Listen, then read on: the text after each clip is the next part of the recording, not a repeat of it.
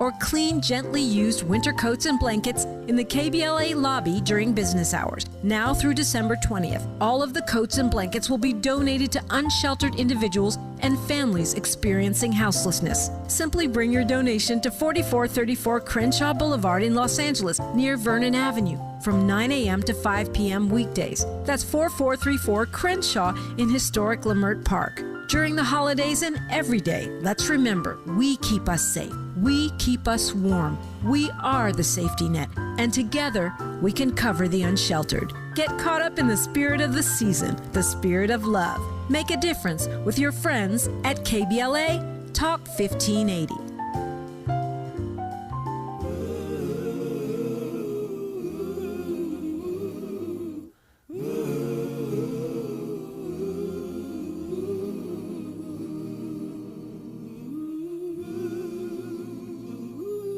Good morning or evening, friends. Here's your friendly announcer. I have serious news to pass on to everybody. What I'm about to say could mean the world's disaster. Could change your joy and laughter to tears and pain. It's that love in need of love today.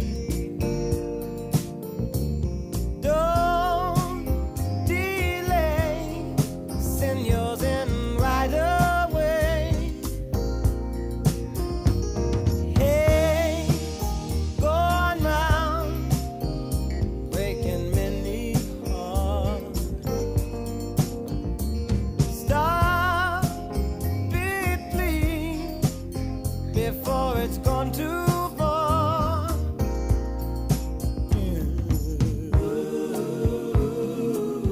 I've said this many times before, but it bears repeating. The reason why Stevie is the GOAT is because it matters not what the occasion is. Stevie got a track for you. You can always turn to Stevie Wonder, no matter what the occasion is. And the occasion today is grim. This is a dark day in American history. We've seen this story so many times before, and we find ourselves here again. And so love is in need of love today. Thank you, Stephen Morris, Stevie Wonder. I'm pleased to be joined in this hour as promised by a brilliant, notable civil rights attorney and executive director of the Wayfinder Foundation, Nikema Levy-Armstrong. We just had Nikema on last week talking about this case, so I wanted to bring her back on today's program. What I thought we were going to talk about today was the latest in the Daniel Penny case, the white former Marine accused of choking to death the African-American Jordan Neely on a New York subway train last year. I thought we were going to talk about the fact that on Friday, the judge dropped the manslaughter charge, leaving the jury to consider a lesser charge in the case. Well, they did consider a lesser charge in the case, and they came back with an acquittal. So that Daniel Penny has now been acquitted of the murder of the brother Jordan Neely on that train. I made this point earlier in today's program. 7 women on that jury.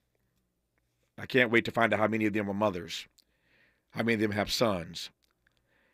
And whatever the answer to that question is, they even then could not find their way into the humanity, the dignity, the humanity of one Jordan Neely. And so we find ourselves in this space again, where another African-American male has his life snuffed out, and essentially it means nothing. His father, Jordan Neely's father, Andre Zachary, has filed a wrongful death suit against Daniel Penny. I said earlier, you know how this works. O.J. Simpson was found not guilty in the criminal trial, was found guilty in the civil trial. So, again, Daniel Penny found not guilty in the criminal trial, We will see what happens in the days to come. In the civil trial, I suspect Republicans in the Trump era are even more emboldened by this victory today. I put that in air quotes. They raised over $3 million right quick for his defense in the first case. I'm sure they'll come to his defense again to raise money for him now that he's won the criminal case. They'll come to his defense again in the civil case. But Andre Zachary, the father of Jordan Neely, and Dante Mills, the Neely family attorney, not too long ago, stepped to the microphone and had some words to say in the city of New York. Let me give you now just a few minutes of what Dante Mills, again, the Neely family attorney, and Andre Zachary, the father of Jordan Neely, had to say. We're devastated. Again, we keep coming to the system, asking the system to let us know that our lives have value. Jordan Neely was choked to death by someone who didn't care if people was telling him to stop. Last week, the jury they couldn't decide on the top charge, but they come back this week and they give up on us. The family's hurt. I promised this family that we would get justice. We're still going to do that. We're going to move forward with our suit. The district attorney did a good job, but the jury in this case let us down. So now here's what we have. We have a call to action.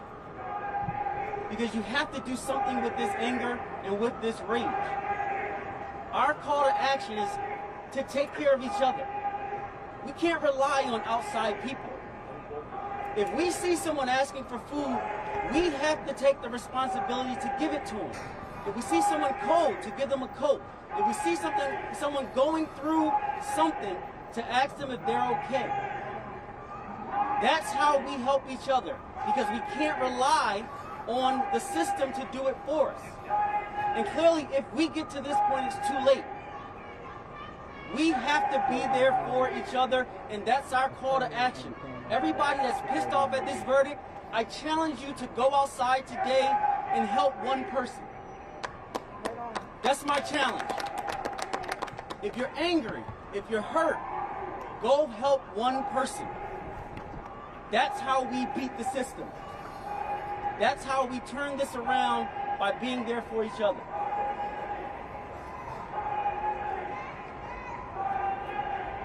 I just want to say, I miss my son. My son didn't have to go through this. I didn't have to go through this either. It hurts. Really, really hurts. What are we going to do, people? What's going to happen to us now?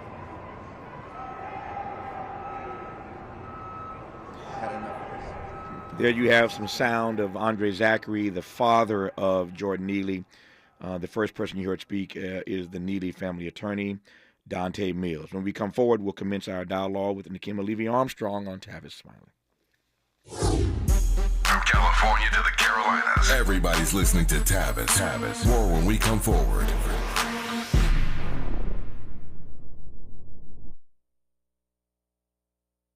Make a move into a home of your own. With City National Bank's Ladder Up Home Loan Grant, you could receive up to $20,000 that you never need to pay back. Use it toward your down payment, save on closing costs, or to buy down your mortgage rate. Find out more at cnb.com/ladderuphome. City National, here for every stage of the journey. Property must be in a qualifying market in California, New York, or New Jersey. Additional terms and conditions apply. Not all applicants will qualify. Terms are subject to change without notice. City National Bank is an equal housing lender. Member FDIC. NMLS number 536994. If you're living with dry age-related macular degeneration or dry AMD, you may be at risk for developing geographic atrophy or GA.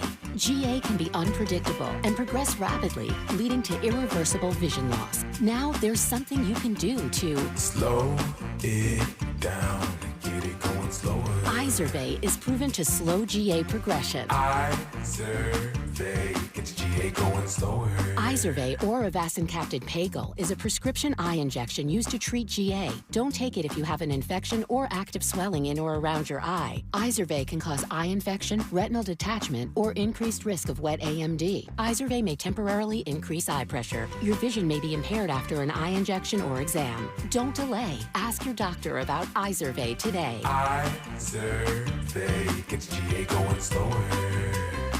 Visit Izervay.com. That's IZERVAY.com. I was so excited when I heard this sandwich was back. What's up? This is Mike. And this is Celia. And a little thing we love about the Chick-fil-A Honey Pepper Pimento Chicken Sandwich is the symphony of flavors. You can always count on that crispy, tender, juicy chicken. It's so good. My favorite part is the pimento cheese. Topped off with the honey, it all comes together perfectly. I like the original. I like the spicy chicken fillet. But either way, you're getting a winner. The Chick-fil-A Honey Pepper Pimento Chicken Sandwich is back with a bite. Try it with the original or spicy filet, now for a limited time. Real guests paid for their testimonials. Oh, this new dose is... nope, that's not it. The price is nowhere to be found. Mr. Green? Hi, it's all good. We've got this. This is not just help from a Walgreens pharmacist. Oh, new prescriptions. Cool. Let me check to see if these are the lowest cost options covered by your Medicare plan. Oh, that's great. Thank you. This is someone supporting you every step of the way. Chat with a pharmacist today to find help saving. This is the human kind of help. Walgreens. As a mom, comforting my family is what I do best. Vicks Vapor Stick provides soothing, non-medicated Vicks vapors in an easy-to-apply stick. And it dries fast, so there's no mess. I use it to comfort myself and my family. Thanks, Mom. Vicks Vapo Stick. Soothing comfort for the whole family. And when you need more comfort for yourself, try Vicks Vapo Shower Max for steamy Vicks Vapors. Use as directed. Vapo Stick for use ages 4 and up. Vapo Shower Max used for adults only.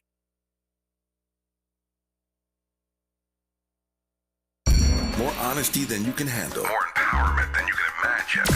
You're tuned in to Tavis Smiley.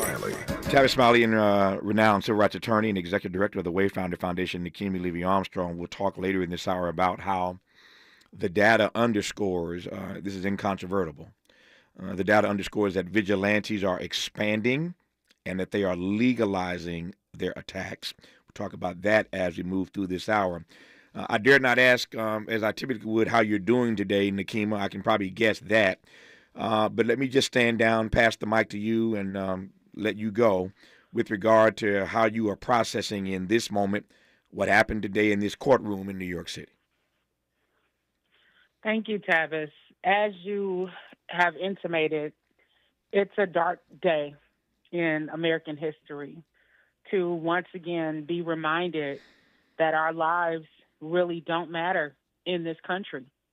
That same cycle has been repeated so many times over and over again. We see the justice system, unfortunately, being weaponized against African Americans, whether you're on the perpetrator side or you're the victim. And we know that there is an unequal system of justice in this country. And we know that if the tables were turned in this case, that it's very likely that Jordan Neely would have been convicted. But because we have a white male who's considered attractive by some, tall, former Marine, someone who is seen as a hero by many folks in New York and across the country, he was able to walk away scot-free after killing an unarmed young black man who was hungry, who was desperate for attention, and who had a longstanding history of mental health issues. It's just very unfortunate that this happened, but in many ways it's as American as apple pie. Yeah. I asked this question of one of our guests earlier today, Nikema, but he wasn't Nikemi Levy-Armstrong, so I want to ask this question of you before we move forward. We all know that in this campaign for the White House that concluded on November the 5th with Donald Trump soundly defeating Kamala Harris, we know that black men were the topic du jour. Every day there was another story about black men.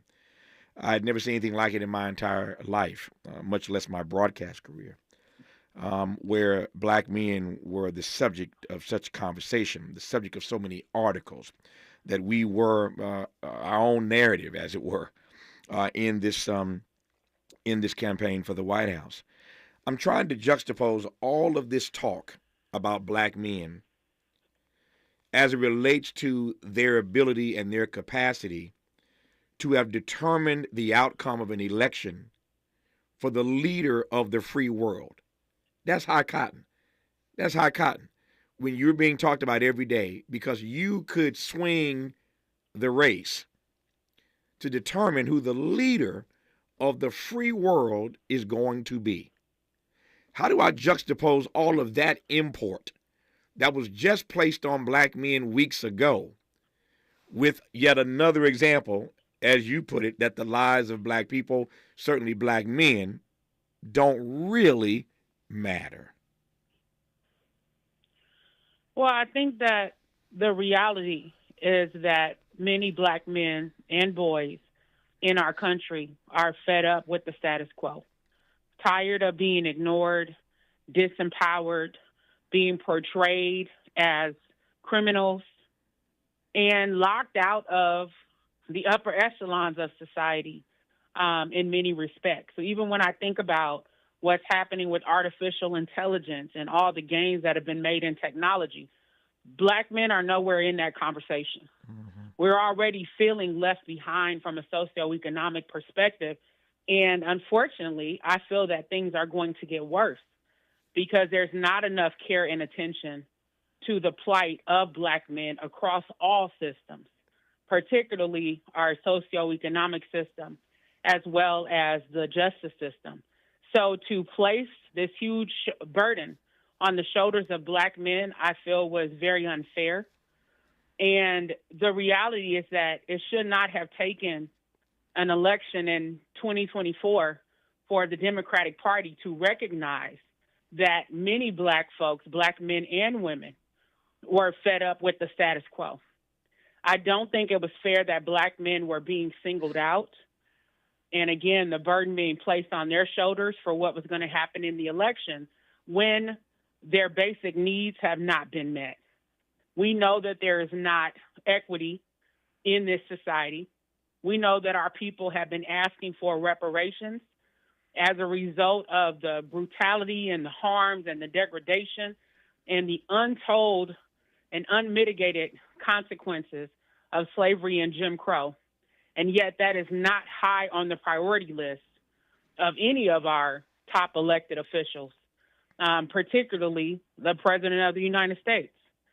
And so we're at a point right now, I think that is a tipping point in terms of what is going to happen next with this shift, with Donald Trump taking office again, with the case like what happened today with a white vigilante basically walking away scot-free, and a lot of the power that white men hold who are both of elite status as well as working class in this country with the election of Donald Trump.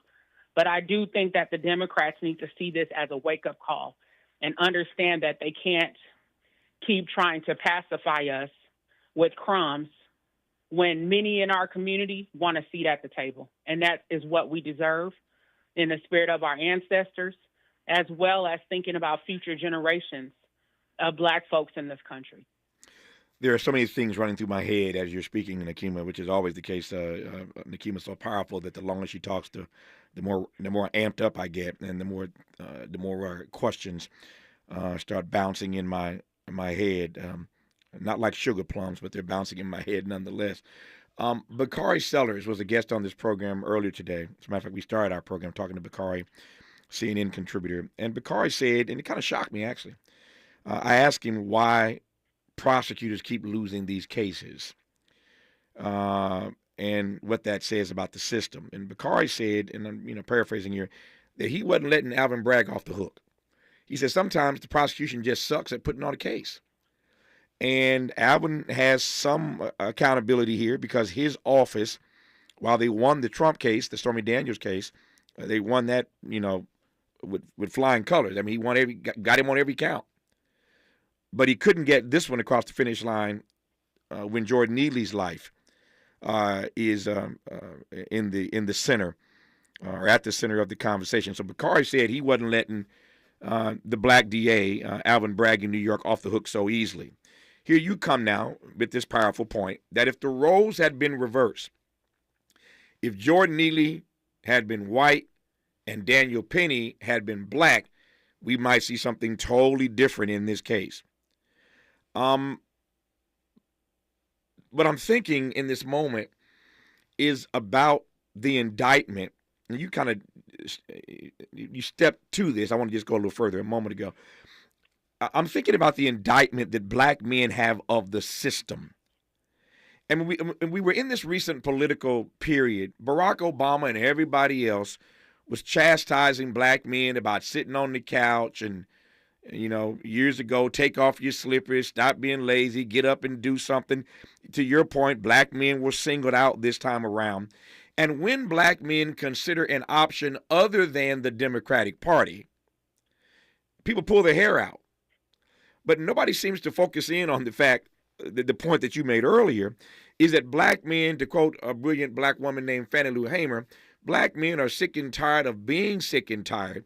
And this seems to me to be another exhibit, Exhibit A today, but another exhibit of the ways in which black men are just disappointed, disenfranchised, and don't trust the system, no matter who's in charge. So if they don't trust the system, no matter who's in charge, black president, black DA, if they keep getting the short end of the stick all the time, like Jordan Neely did today, then you have to your point, at some point come to understand, or at least wrestle with, marinate on, why black men are so disappointed in the system.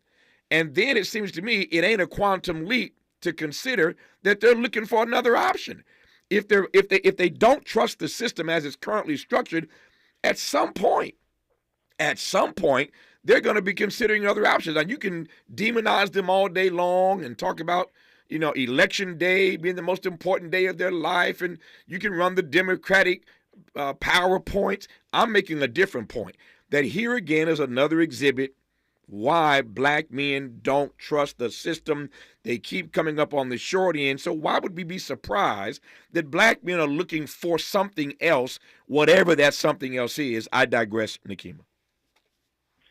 We shouldn't be surprised. As a matter of fact, we should be expecting a similar response from black women who are often pitted against black men, who are heralded as those who save democracy when a Democrat wins the presidency, like we saw with President Joe Biden.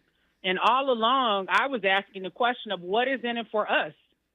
We're used as a pawn, unfortunately, by how we galvanize our political power for a party that has not done right by us and has not done enough for us to help level the socioeconomic and educational playing fields, not to mention the monstrosity of the criminal justice system.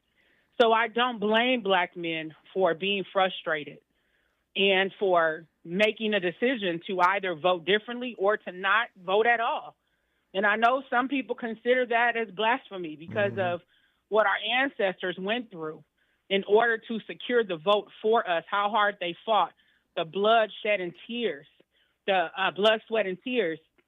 that they had to put forward in order for us to even have the right to vote. But I don't think it was their intention for us to always feel like we're voting for the lesser of two evils. I think that their expectation was that when we vote, our vote counts and that there's going to be something in it for our people. So I think we've misconstrued the intentions of those who have come before us in terms of what is the meaningfulness with regard to our vote and what is going to come back to our people. We also have to understand that Democrats, of course, did not free enslaved people. We know that it was the Republicans that did so. And for all that time, you know, for those who could vote, they were voting Republican until Dr. King was arrested during the Civil Rights Movement.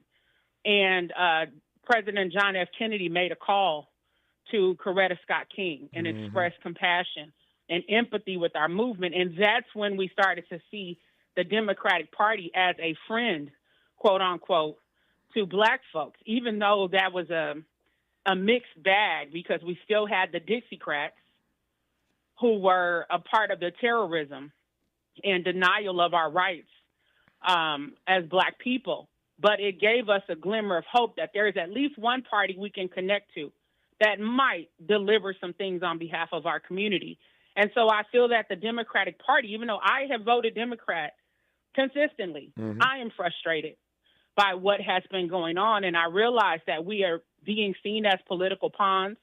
We're being used when it's politically convenient and expedient.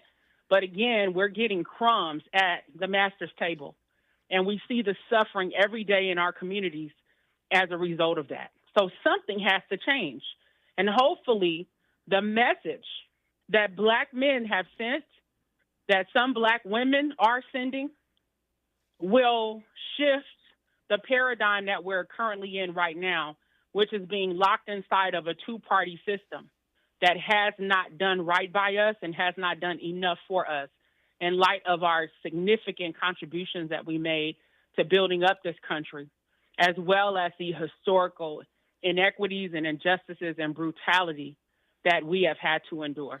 We've got 90 seconds here right now, Nikema. We'll continue when we come forward. Let me just ask you right quick. I posed this question earlier to a guest, Bakari, but now I want to ask you this. What, to your mind, does this portend, any way you see it? What does this verdict today portend? What does it say to you? What does it stoke inside of you in terms of fears, concerns, angst about the Trump era part 2 that is to come? I mean, it reminds me of Emmett Till. You know, I hate to say it, but thinking about the role of vigilantes in snuffing out the life of a young Black boy being tried, you know, at that time by an all-white jury in Mississippi and being found not guilty when it was obvious that they had committed a murder. I see the parallels here in terms of what happened to Jordan Neely in this case, and the fact that there really was no justification for Daniel Penny continuing to choke the life out of this young man, even after people had exited the train. You know, he didn't see the humanity, which is what prosecutors had talked about. Yeah. And now we see the results, which is him being able to be seen as a hero and to walk away scot-free after killing this young man. Vigilantes are expanding and legalizing their attacks. We'll talk about that part of this story in light of the verdict today, where Daniel Penny has been acquitted of the murder of Jordan Neely. You are listening to Nikema Levy-Armstrong right now, and I'm glad about it on Tavis Smiley. This is getting good. Yeah, man. Tavis Smiley continues when we come forward.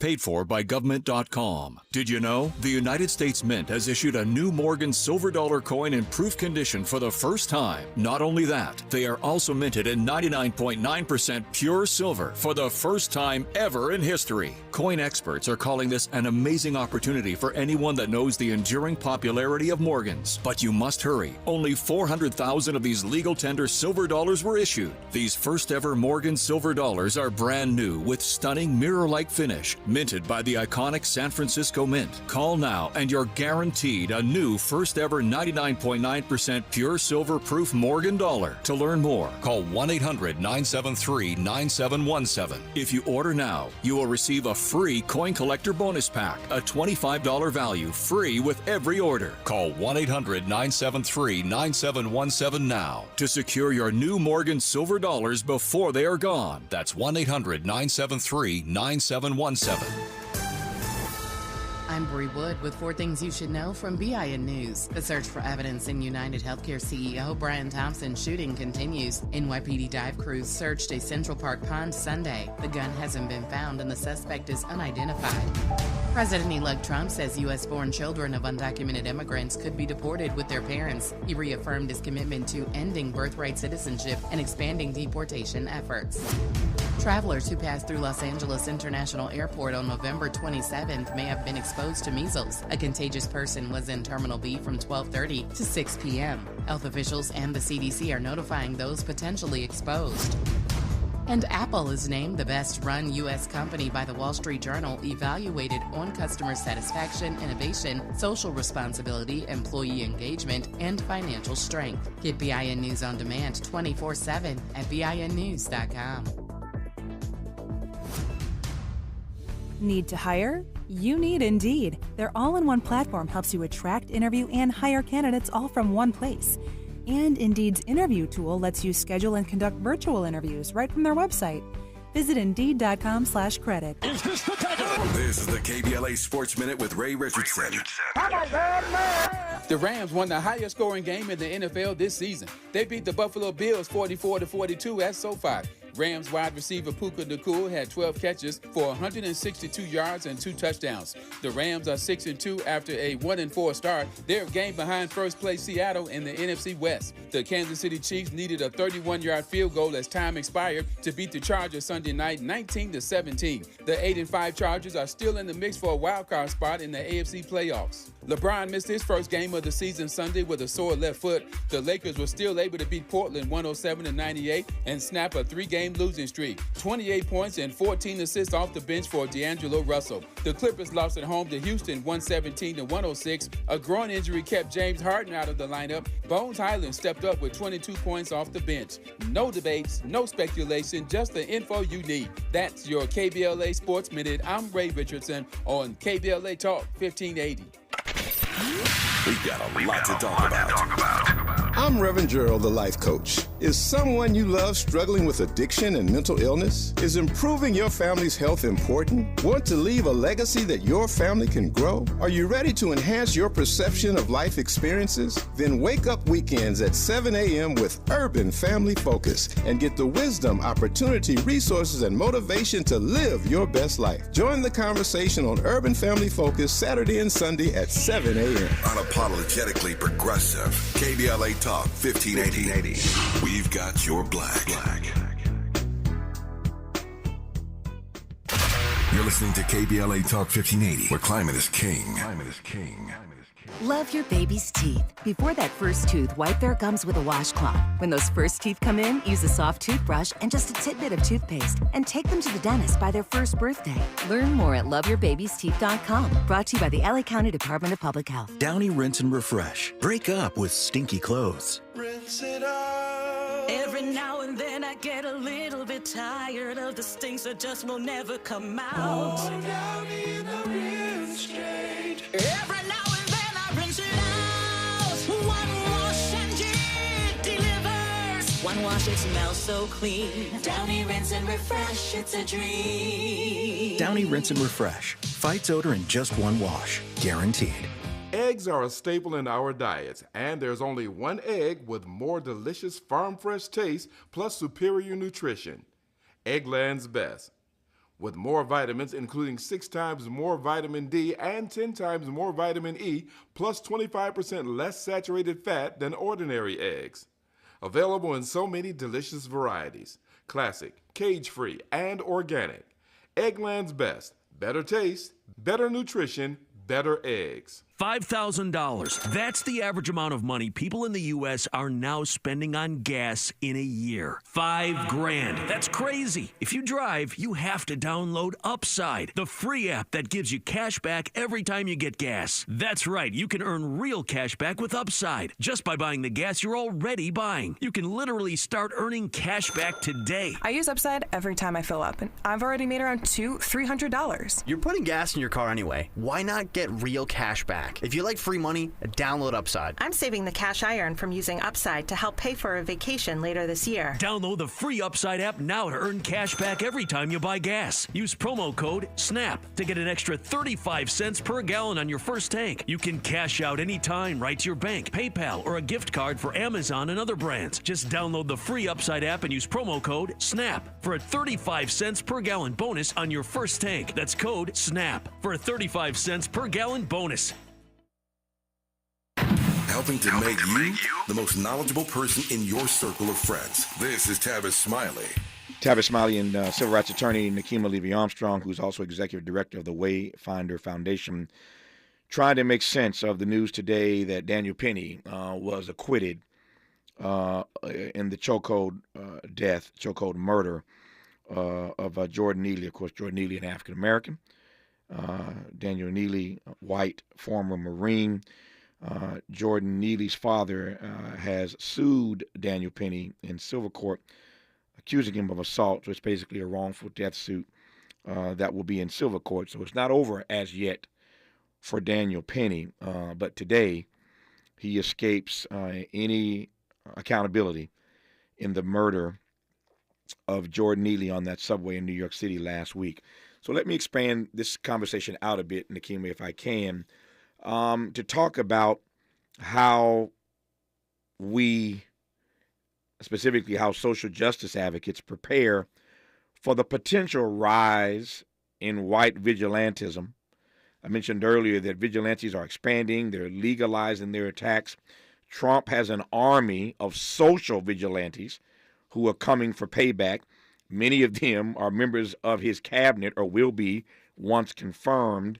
And we know that Trump's culture of vigilante democracy started, of course, with the January 6th insurrection. There's a mouthful there.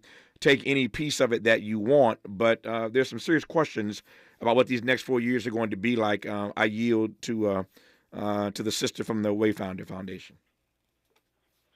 Well, I think that it's important for us to not underestimate the threat of white vigilantism in this country.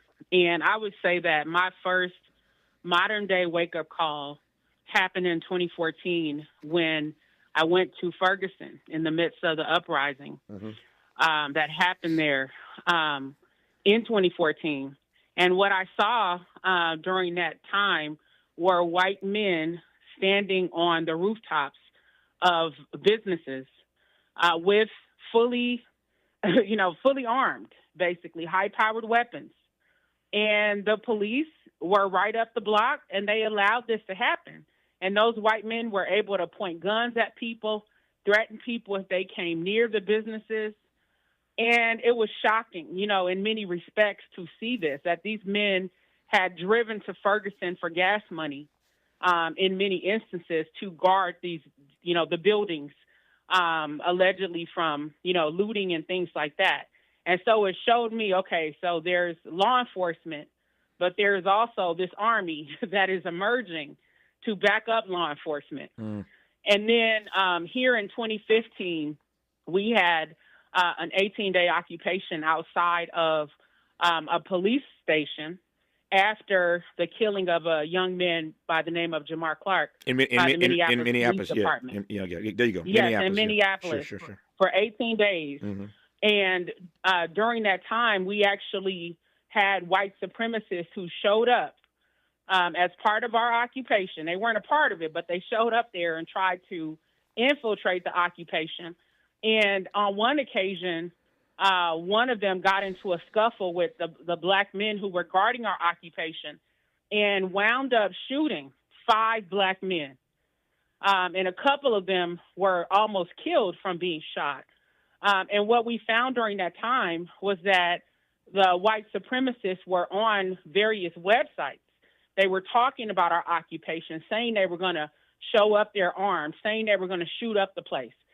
And then, obviously, here when we had George Floyd killed, we were also infiltrated by white supremacists who were coming into our community from different states. Some of them were also from Minnesota. They were armed.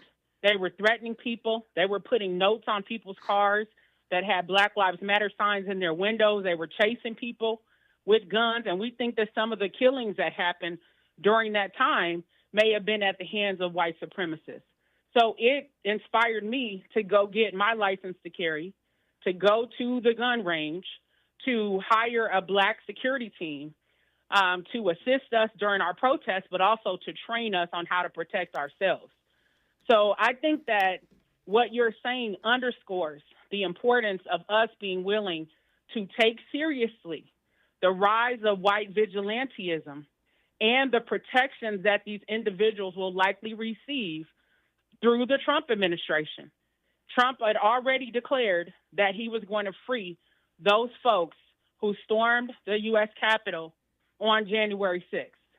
And we know on day one, especially after what happened a week or two ago with President Biden pardoning his son Hunter, that gives Donald Trump the ammunition to free those folks who are currently incarcerated for their involvement in the January 6th acts of terrorism that they engaged in.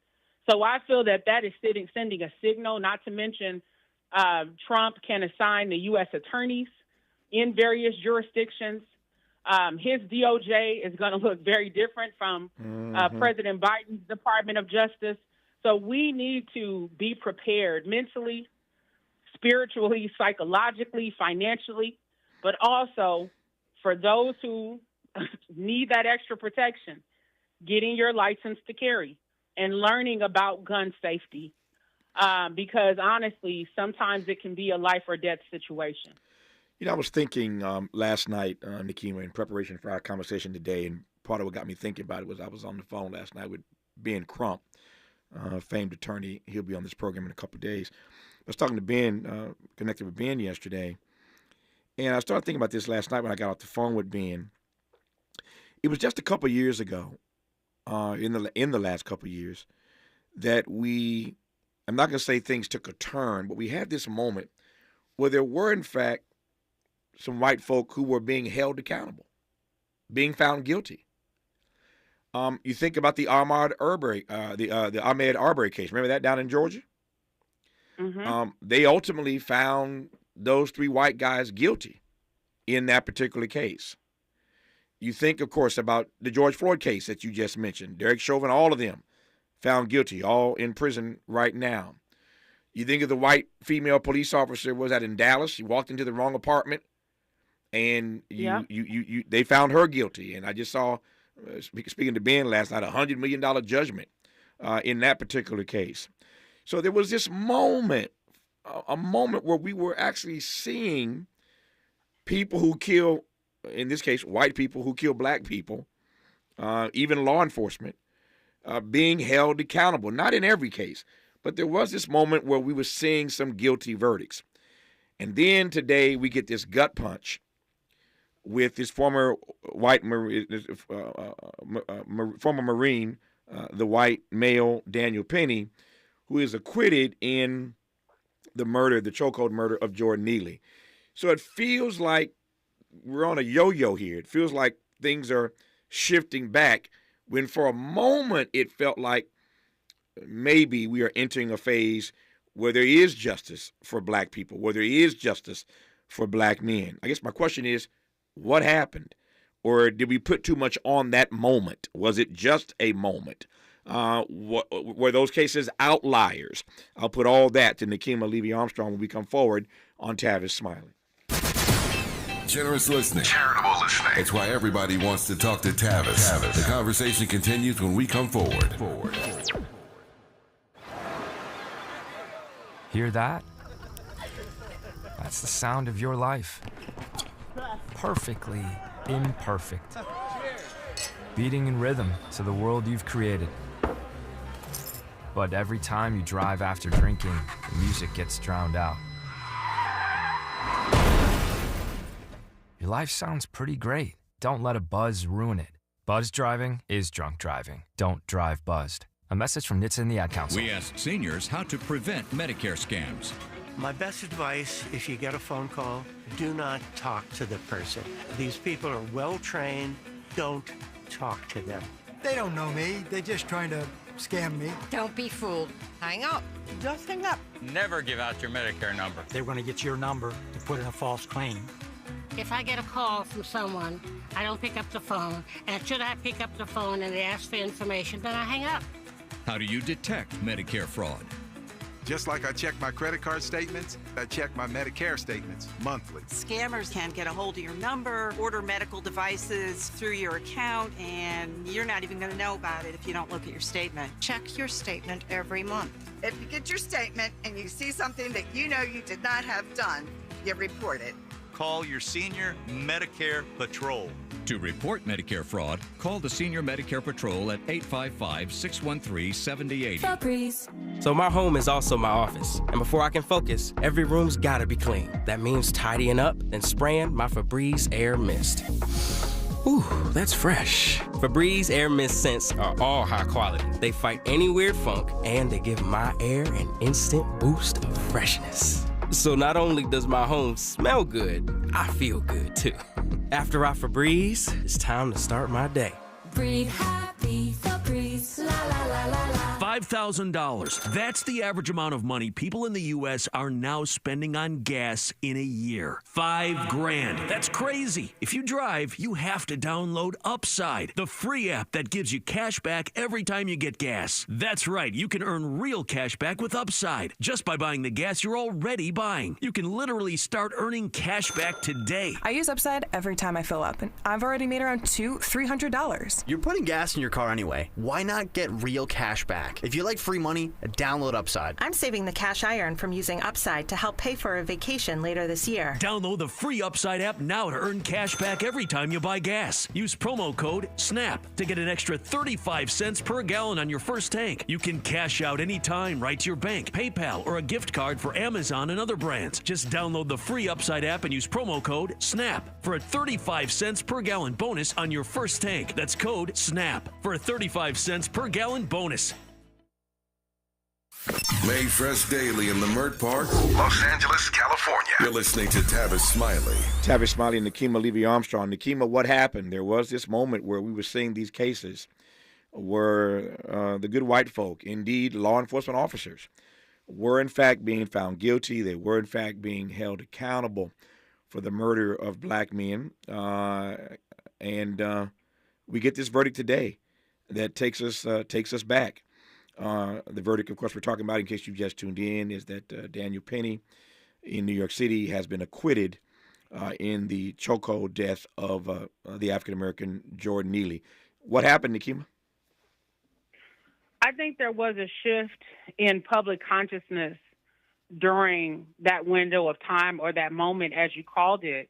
And that shift in public consciousness coincided with and was likely caused by the Black Lives Matter movement. Mm-hmm. Now, we know that Black Lives Matter started after Trayvon Martin was killed by George Zimmerman, who was a vigilante in Florida. Mm-hmm. And after that time, folks took to the streets, used whatever platforms were available to them, both on social media, mainstream media, to speak the message that Black Lives Matter and to educate folks about the issues that have impacted our people historically, and also issuing calls to action to white allies and white accomplices to use their social capital and their political power to stand with us in calling for justice in these various cases. We know that since that time, we have seen a dwindling of what has been happening with the Black Lives Matter movement. We don't see the protests happening on a regular basis. We don't hear these perspectives in the mainstream media the way that we did, before. And so I feel that that is a part of why we are beginning to see the tides turn back towards the status quo. Yeah. In terms of, how Black people have been treated in the court system in comparison to their white counterparts. So I think that we need to figure out how to leverage the momentum that was built during that time and not just allow it to fade away. Yep. This is reminiscent of what happened during the Civil Rights Movement, when there were gains being made as Black folks were taking to the streets, wielding their voices, their political power, their social capital, and fighting back against the Jim Crow system as well as discrimination, unequal justice. And then after the murder, the assassination of Dr. King, we slowly saw the movement start to disintegrate. And the Black Lives Matter movement was the next time in history where we saw another uprising by our people demanding justice for our people. I mentioned earlier that Trump's army of social vigilantes are promising payback. There are members of his administration that, if confirmed, that are promising payback. People running the FBI, Kash Patel, if confirmed, and others promising payback. So there is going to be, as James Brown would say, the Godfather, the big payback. The big payback is so concerning to Joe Biden and Democrats that the president is thinking about preemptive pardons. We've discussed that on this program. You've been following this story. Donald Trump does have an enemies list, and they, again, have promised payback. And the president, the current president, Joseph R. Biden Jr., is so concerned about it that he's considering preemptive pardons. Now, I don't expect that Donald Trump, once inaugurated once again, that he and his team are going to walk up like somebody did in New York last Wednesday and start popping people in the head, killing people point blank. I don't think it's going to get that extreme, although he does have immunity. I digress. I don't think it gets that extreme. But we are entering a moment where vigilantism is on the rise, and there is the potential for great harm and great danger. The question for Nikema when we come forward is, what do we do about that? How do we brace ourselves? Do we brace ourselves? Do we arm ourselves? Do we go into a season of prayer and fasting? I mean, you tell me, what do we do for what we expect is impending? We'll close with that. And Nikema Levy-Armstrong when we come forward on Tavis Smiley. Why does Tavis say when we come forward? Because he's not going back. And you don't have to go back either. Forward ever, backward never. More of Tavis Smiley when we come forward. If you're like me, 60 and retired, making ends meet, especially here at the supermarket and drugstore, is tough. I'm so blessed to have found benefitscheckup.org. It's a free and confidential website from the National Council on Aging that connected me to $1,200 a year in programs that help pay for food, medicine, utilities, and more. Maybe it can help you. benefitscheckup.org. You know where you want to go in life, and City National Bank can help. City National knows the dedication it takes to build your vision for the future into a reality, and our team is here for you. We have a wide range of options to help, from personal savings accounts to interest-bearing money market savings accounts and more, all designed to help you get where you want to go. City National, here for every stage of the journey. Learn more at cnb.com. City National Bank is a subsidiary of Royal Bank of Canada, member FDIC. Are you an entrepreneur looking to take your business to new heights? KBLA Talk 1580 is your partner in success. Every day, we celebrate and elevate Black-owned businesses across our community. Our KBLA SMB Marketplace currently features The Cookie Dip, Badass Bakes, Hair Concoction, Higher Education Accreditation Consulting, LACC Radiology Technology Department, and Malik Books. Your business deserves to be heard. Let KBLA Talk 1580 amplify your voice and connect you with our powerful community of listeners. Email smb@kbla1580.com today. That's smb@kbla1580.com. At KBLA Talk 1580, we've got your black.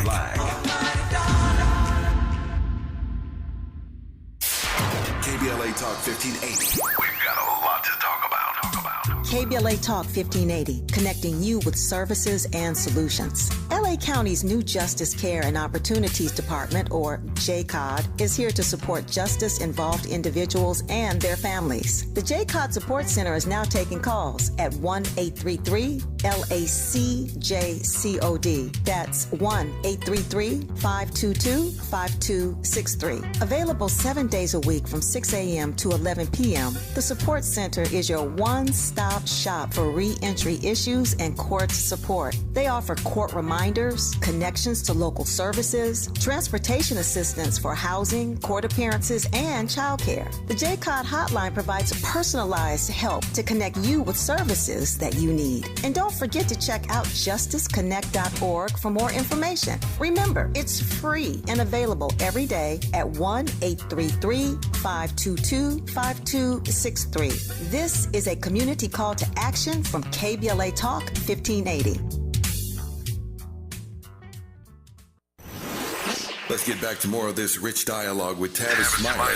Got about 3 minutes left here, just 3 minutes left here with our guest, civil rights attorney and executive director of the Wayfinder Foundation, Nikema Levy-Armstrong. So, Nikema, in these last 3 minutes, what do we do? This could portend a rise in white vigilantism. All the data suggests it's happening already.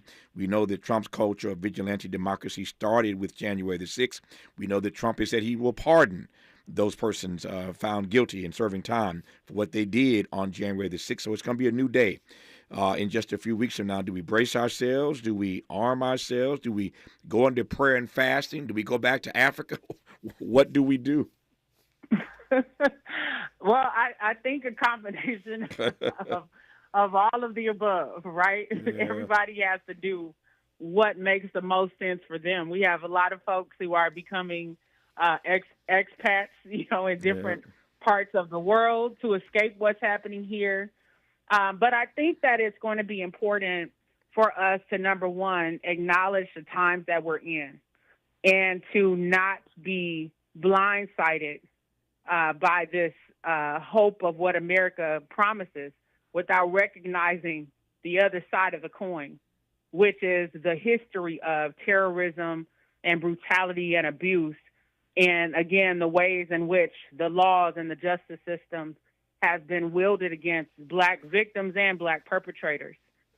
One of the things that comes to mind is the March Against Fear that happened in 1966. Mm-hmm. And for those who don't know that history, there was a brilliant man by the name of James Meredith who made a decision to engage in a march against fear that was supposed to go from Memphis, Tennessee to Jackson, Mississippi, to raise awareness that the federal civil rights laws that had been passed in the preceding years were not being enforced. So in other words, Black folks were still bearing the brunt of oppression and discrimination.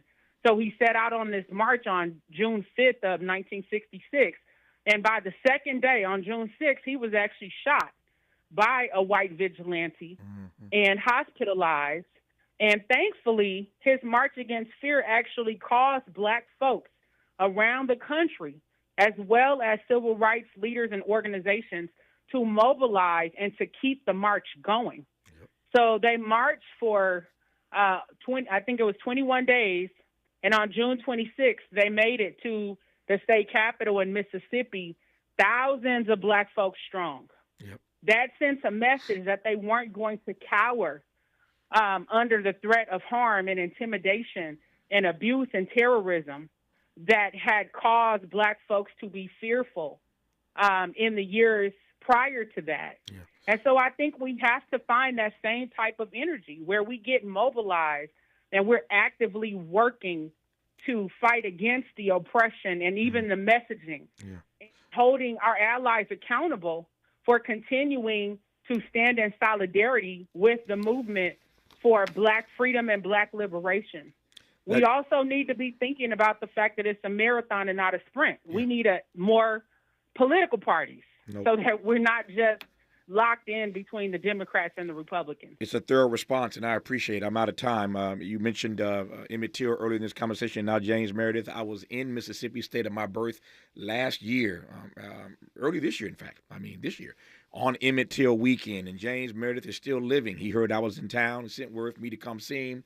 I spent some hours with James Meredith earlier this year in Jackson, Mississippi. Nakima Levy-Armstrong, Civil Rights Attorney, Executive Director of the Wayfinder Foundation. Thank you, as always, for sharing your profound insights. A joy to have you on. Happy holidays to you and your family. Thank you, Tavis. I appreciate you. Likewise. Back here tomorrow to do it all over again, Lord willing. Until then, thanks for tuning in to Tavis, Smiley, and as always, keep the faith.